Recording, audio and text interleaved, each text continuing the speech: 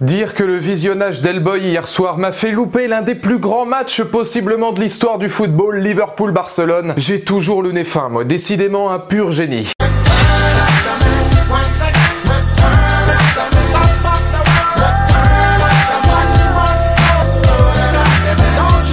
Bonjour, c'est le bonjour le plus triste de l'histoire. Bonjour à toutes et à tous, c'est Valou. Bienvenue pour cette nouvelle vidéo consacrée à des comment tu veux de toute façon être... On le savait, on peut pas être déçu, on le savait très bien que ce serait pas bon. Ou plus sérieusement, la critique d'Hellboy de Neil Marshall avec David Harbour dans le rôle titre. Un film, effectivement, on le sentait venir. Je pensais pendant les 3/4 du film une semi-purge, mais vu la fin, c'est pour ça que cette critique sera entièrement avec spoiler. On va pas s'embêter, on va tout spoiler d'un coup. Parce qu'après tout, de toute façon, on loupe pas grand chose. Et puis, il va falloir que je vous explique un peu pourquoi le final a rendu quasiment tout le film caduque. C'est-à-dire que pour moi, le final est tellement consternant, non seulement de faits, d'actes, de résolutions et de bêtises, et j'ai pas envie d'être méchant, je vais vous expliquer pourquoi, que ça a rendu le film caduque. J'ai pas envie de tirer sur l'ambulance, et c'est pas un film où voilà, je vais le démonter, il y a même quelques points positifs à certains moments que je vais expliquer. J'ai pas envie de m'acharner sur ce pauvre film, parce que pauvre Hellboy, finalement, pauvre Hellboy, enfin, quand tu regardes les films de Del Toro, que moi j'avais adoré, le premier pour moi est un chef-d'œuvre, le deuxième est peut-être encore plus poétique, il y a énormément de significations différentes, cette dualité autour d'Hellboy.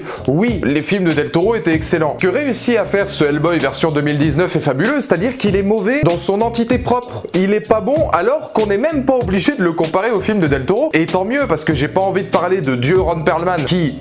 avec Hellboy et avec son rôle de Clay dans Sons of Anarchy étaient probablement les deux plus grands rôles qu'il a eu. Donc non seulement ce film réalise la prouesse d'être mauvais dans son simple appareil, mais c'est un film sur l'échelle de Richter du viol à la The Predator avec Shane Black, on n'est pas sur du Covenant ou du Jumanji 2 non plus. On est sur un film à un moment donné, je pense, qui essaie de bien faire. Il est adapté d'un propre comics, donc pour m'être renseigné au niveau de l'histoire par la suite, c'est vrai qu'il reprend plus ou moins les thèmes du comics et il les adapte à l'écran. Donc c'est ça qui est dommage et qui me donne pas envie de m'acharner dessus, c'est qu'on sent véritablement le film qui avait envie de bien faire, qui avait envie d'essayer, et certaines scènes du film, encore une fois, le proposent. Il y a certaines scènes qui sont plutôt intéressantes, mais mon Dieu, quelle purge ça a été à regarder. Et c'est là que c'est catastrophique pour moi, c'est de dire du mal d'un film où à un moment donné, bah tu sens que les gars, ils ont pas voulu, voilà, c'est comme le dirait Alan Grant dans Jurassic Park 3, les pires choses inimaginables ont souvent été faites avec les meilleures intentions. Là, tu te rends compte qu'ils avaient de bonnes intentions, les mecs, mais c'était vraiment... horrible, enfin c'était vraiment pas bon, quasiment du début à la fin, et quand on regarde la fin du film, on se rend compte que voilà, ça rend tout le reste caduque. Et je vais quand même commencer par principe sur les points positifs du film, parce qu'il y en a malgré tout. Vous allez voir que pour le premier par exemple, ça devient le défaut d'une qualité.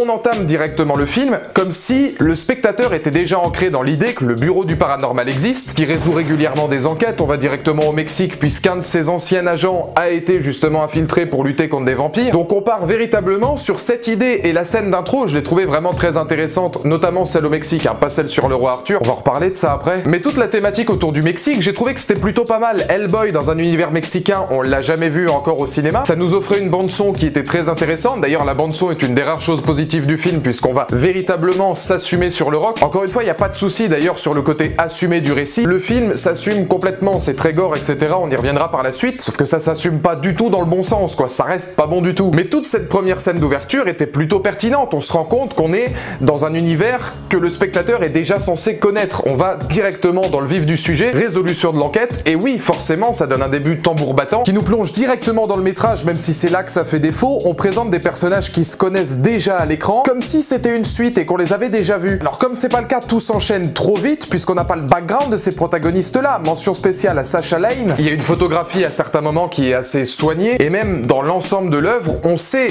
qu'ils veulent retourner vers ce côté gothique. Ce côté gothique qui ne va pas du tout avec les dialogues qui sont cons au possible, et qui va pas du tout justement avec ce côté totalement assumé, un petit peu what the fuck, parce que pour moi Hellboy, s'il rentre dans le gothique, c'est pour faire un petit peu une Del Toro. Je compare pas avec les films de Del Toro, mais les films de Del Toro savaient faire cette part des choses. Là c'est pas le cas du tout, parce que à certains moments, tu as véritablement cette envie de retourner dans du gothique, avec la présence de l'église, avec la présence de moines. Il y a une scène entre Hellboy et une harpie par exemple, qui peut faire rappeler un petit peu le cinéma des d'épouvante, qui est pour moi la meilleure scène du film parce qu'elle est glauque au possible. Et alors le visuel, la photographie, la pellicule, et on y reviendra après sur le tout CG, le sang CG, tout est CG dans ce film, c'est écœurant. Mais à un moment donné, ça on peut pas leur reprocher que quand ils veulent faire du maquillage et des maquettes, notamment sur la harpie et puis le méchant des Tortues Ninja, bah c'est vrai qu'à ce moment-là, tu peux au moins pas nier que leur maquillage, encore une fois, est bien fait, à l'exception du plus important, Hellboy. Encore une fois, sans comparer à Ron Perlman, parce que pour moi, Ron Perlman représentait un Hellboy extraordinaire, mais là, je parle simplement du visuel, parce que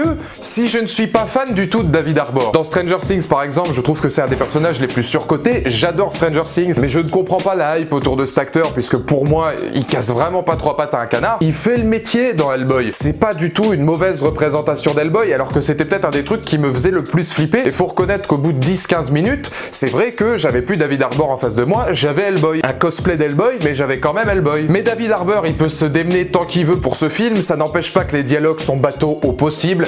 Il n'y a, c'est quand même fabuleux, aucune espèce d'écriture entre lui et son père, quand tu sais quand même la place que prend son père. Ils essaient de mettre quelque chose de mélodramatique vers la fin du film quand son père est amené à mourir. Ian McShane, American Gods, on l'a vu dans énormément de métrages. Ian McShane réduit à simplement un rôle de sparring partner pour essayer de faire comprendre que là c'est la dualité père-fils, on sait que pour Hellboy c'est pas facile. C'est la seule chose qui est intéressante, mais vis-à-vis de son père ça marche pas. La seule chose intéressante dans ce film, c'est la dualité d'Hellboy qui va appeler les démons ses frères et sœurs, qui sait pas s'il doit lutter pour les humains, qui se dit que peut-être que dans un monde où les humains essaieraient pas de tuer les démons essaieraient pas de tuer les humains. Il y a toujours ce côté un petit peu prince des ténèbres où il peut ouvrir la porte et déchaîner les enfers, les ténèbres, etc. Oui, tout ça effectivement, c'est les dualités les plus intéressantes. David Harbour fait ce qu'il peut pour le jouer plutôt correctement. Maintenant derrière, si le reste du casting est consternant, c'est pas sa faute. Et puisque je parle d'antagoniste, je vais forcément devoir parler de Milla Jovovich qui a probablement l'un des pires rôles de l'histoire. Aucune nuance dans le rôle de la reine Nimue qui est mais véritablement le stéréotype absolu de l'antagoniste qui veut déchaîner les enfers, etc. Surtout qu'à la fin du film, on la balance mais vraiment comme une lettre à la poste. Et c'est là qu'intervient pour moi le plus gros défaut qui m'a fait me prendre conscience qu'on ait vraiment assisté à une purge. Parce que pendant une demi-heure, trois quarts d'heure,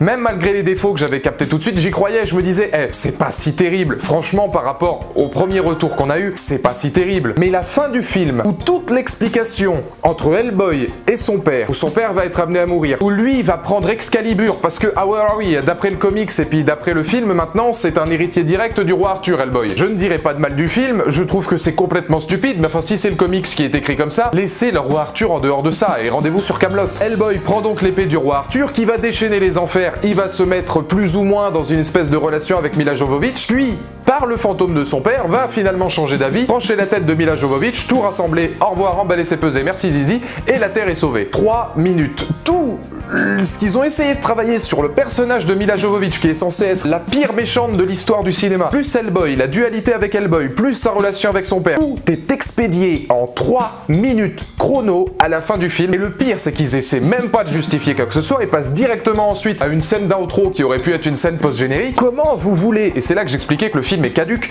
comment vous voulez, en sortant de la séance, le spectateur se dise j'ai assisté à un film qui me racontait quelque chose qui était cohérent et qui avait un but, si tout ce qu'il a essayé de construire et tout l'objectif de ce film est résolu en 3 minutes pour qu'on ait un océan de rien. Toute la dualité et la condition finalement d'Hellboy qui est terrible quand même. Quand on est Hellboy, les gens le considèrent comme un monstre alors que finalement voilà c'est quelqu'un qui essaie de faire le bien. Comment vous voulez que nous on se dise que ça a eu un impact sur nous et que c'est intéressant si à peine le mec il a pris l'épée d'Excalibur pour déchaîner les enfers, bah il se ravise tout de suite, il arrange et puis il remet les enfers à leur place. Mais vraiment en 3 minutes chrono. Alors deux options, soit vous offrez une profondeur au personnage et surtout entre personnages pour avoir une ambiance, ce que le film essaie quand même de faire dans sa première demi-heure, et vous faites de Nimue une protagoniste malsaine et réussie. Soit vous partez carrément loin et quitte à poser ses attributs sur la table, vous terminez sur le film d'un Hellboy passé du côté des démons et déchaînant les enfers. Au moins là on aurait eu ce qu'on était venu chercher, on aurait eu de l'originalité, du neuf et une idée de possible suite. Même si le film a des scènes post-génériques, alors restez jusqu'à la fin éventuellement, nous emmenant sûrement vers autre chose. Et pourtant j'avais pas envie de dire du mal parce que c'est vrai qu'on sent qu'ils ont envie d'essayer. On sent qu'ils essaient d'être respectueux du comics.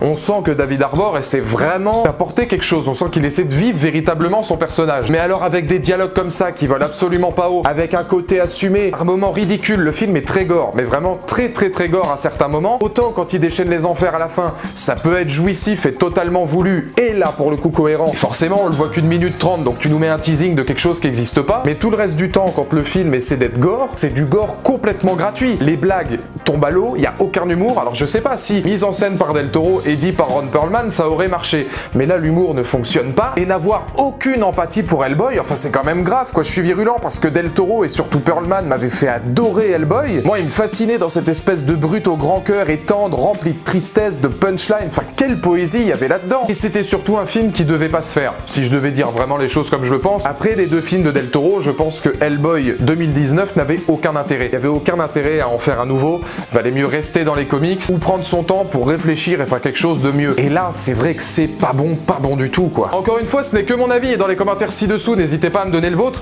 C'est subjectif, je ne dis pas que j'ai la science infuse, je ne dis pas que ce film est à l'image de ce que je vous ai représenté, je vous dis juste que pour moi, c'est catastrophique. Et ce qui est dramatique, c'est que pendant les 3/4 du film, je me disais c'est très moyen, mais c'est pas aussi nul que ce que les gens nous le font imaginer ou que ce qu'on nous dit finalement. Sauf que si, c'est vraiment pas bon.